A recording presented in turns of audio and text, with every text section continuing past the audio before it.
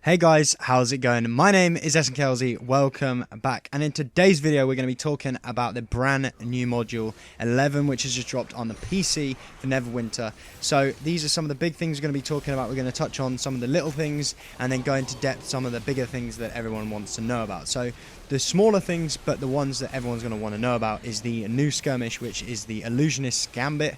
And going to be popping up a few images on the screen as well for you guys to look at. And the new Skirmish, of course, is part of the campaign.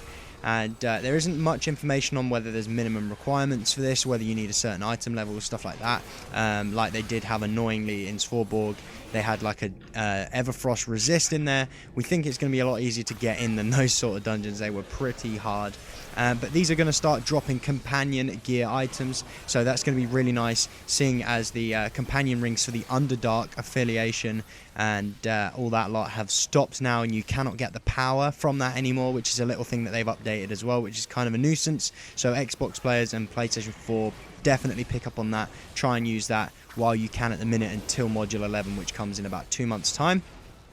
And the next thing is to look at is a return of Spellplague Caverns, which is the dungeon. So of course this is not new. It will be for some players who are newer to the game and have never played this before, but to the legions of us lot and the lot who stick around for a long while have played this one before and loved it, and it's finally making its way back in as well, in line with the campaign itself, which is really good. Then we move on to a much bigger topic. So this is affecting everybody in the game. So this is the weapon enchantment changes as well as power scaling. So the power scaling we're going to talk about first. That's to do with your actual power stat. So if you go into the statistics, you got power, crit, recovery, armor pen, all that lot. The very top one obviously is to do with your damage. They're now using that as something that they take instantly from the power itself to scale with your damage. So a lot of characters who have got a high amount of power are now going to see a lot more damage coming out of that as well. That then interlinks with weapon enchantments and enhancement updates with it. And so this affects everything bar the Vorpal and Dread enchantments. So these are going to be great for the people like myself who have the lightning enchants on. They have the Fey Touched and the Flaming, the Frost, the not so great ones. So they're the or you could say the non-DPS ones, the ones that people aren't looking at as much. Terror is also another one which has been touched up, as well as the Plague Fire. So we're going to have a look at some of the ones that are introduced into this page that they have posted as well. So it says weapon enchants that deal damage based on a percentage of a player's weapon damage will now scale with things that affect a player's damage, like power. So this should make these weapon enchantments a better chance to compete with those that in effect scale already with the Dread and Vorpal. So affected enchants include Billthorn, Fey Touched, Flaming, Frost, Holy Avenger, Life Drinker, Lightning, Plague Fire, and the Terror. So the different gems now use similar wording for their basic damage bonus effect. So they've cleaned up the tooltips as well with some of these as well, which is great, so you guys can understand them a little better. So we're going to have a look at first three. So the Fey Touch, the base weapon damage dealt by this enchant has been reduced by about 40%. So it's been reduced, but its damage output shall still be increased from previous modules once power scaling is taken into account. So again, it looks like it's going down, but then using this big bit of power scaling, it should go up and increase its damage output on there. It says the damage siphon is still as powerful as it once was as well. Then we look at the Flaming. The AoE proportion of this enchantment effect now consistently triggers, and the damage value is now listed in the tooltip. So again, it cleans it up better, makes everyone understand them a lot easier.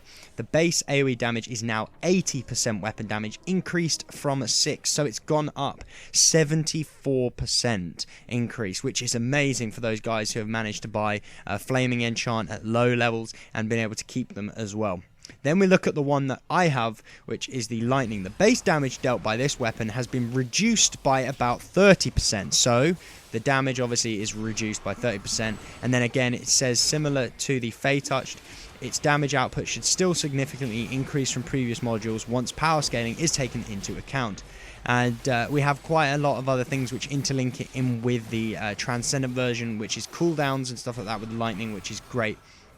And there's other ones as well, which the terror reductions to defense and power have been simplified and replaced with the reductions to damage resistance and damage dealt. Again, so changes as well, and increase with the power scaling, things like that, which are amazing for these characters to have, are going to make your guy a lot more viable if you haven't got the money to be able to buy a Vorpal, or your character just doesn't hit on crit and things like that. You can go for another option. Some other bits to note in the update and the patch notes as well is the drop rate of Svorborg marks have been increased 3 times the amount they originally were. So if you are looking for those last ones to get, probably just wait till Module 11. They are going to be the best in slot for DPS anyway. A lot of the new weapons actually have cooldown times on them, so you get a set bonus for 10 seconds, but that set bonus can only happen once every 30 seconds. So you are losing out on some, whereas the relic weapons are consistently working overtime and overclocking on all of your stuff, which is amazing, rather than the 10 seconds for 30 seconds. And as I say, the drop rates are increased, so it's a lot easier to get than before. Also, some of the new items which have come with the module 10.5, so Sea of Moving Ice, there was some new items which you guys will know about. So there was Jarl's Gaze and Brynjar's Demise, also some of the Dreadnought chest pieces and things like that, and head pieces, the Visage and all that lot.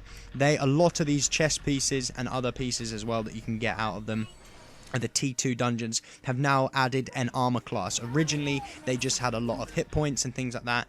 We don't know whether it was a glitch or whether they made it deliberately or what, but a lot of them have had their armor classes increased. So if any of you guys have them, hold on to them, wait and just see if they've been increased as well. Just see if they can be better. They may or may not be better than your characters anyway, because they lose a lot of power, defense and all that lot, but you do get a lot of hit points and action points, and armor class as well, sorry.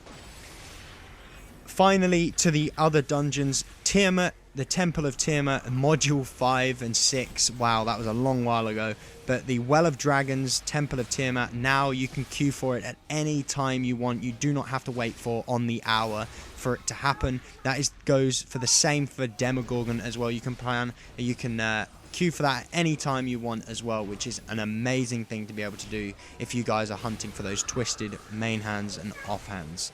And then we're finally going to talk about the brand new weapon artifact sets. So of course with Module 11 people are quite annoyed that they introduced the relic weapons and then have now just released weapons that are supposed to be as good as the relic weapons but with different set bonuses. Now, as I said before, I've touched on these slightly, and I'm not going to go over them too much, but there has been one change to one of the sets, and that is the Life Forged, which is going to be the defense or the tanking builds of the groups who are going to look for this one. So this set bonus originally it enhances your defense by 5% and adds 15% of the player's damage to your power. Now that has been decreased to increase your defense by 5% and adds only 10% to your power. So this has been another reduction. Apparently it's been nerfed before as well, before this, which kind of sucks. And as I say, all of these have got a 10-second activation, and then you have to wait another 30 seconds, which kind of sucks. And then I'm going to show you on the screen some of the stats of them all as well. The Mirage, the Aboleth, the Fate, and the Life Forge for you guys. So leave me a comment down below whether you think these weapons are going to be a lot better, whether you think the Twisted is still going to be better than these lot, due to the power scaling now coming out, or whether you think the relic weapons are just going to overhaul everything and there's no point getting these ones if you can. Anyway guys, if you've enjoyed this video, smash that like button, share with everyone you know to get this information out for you Xbox and PlayStation players. Subscribe for the channel for more stuff just like this. And as always guys, I will see you next time.